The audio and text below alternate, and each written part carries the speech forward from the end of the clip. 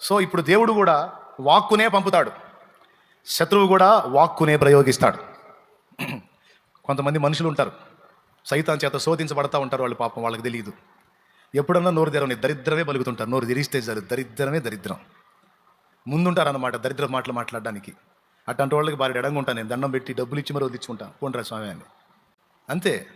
ఏదన్నా చేద్దామంటే అయిద్దంటావా, ఏమన్నబ్బా, ఎందుకు, ఏమన్నా అయిద్దేమో, ఏమో శుభం పలుకురా అంటే వాడు ఏదో అన్నట్టు. ఎప్పుడన్నా చూడు, కొంతమంది ఆడవాళ్ళ నోట అంతే ఉంటుంది, మగవాళ్ళు కొంతమంది మగవాళ్ళు అట్టంటి వాళ్ళు ఉన్నారు, ఆడవాళ్ళు అట్టంటి వాళ్ళు ఉన్నారు. ఎప్పుడన్నా చెప్పు, నోరు తెరిస్తే చాలు దరిద్రమే దరిద్రం. కొంపతీసి మీ నోళ్ళు అట్టేమన్నా ఉన్నాయింది? No no no. విశ్వాసమును బట్టి, దేవుని బట్టి మనం ఏం పలుకువారమై ఉండాలి? శుభము పలుకువారమై ఉండాలి.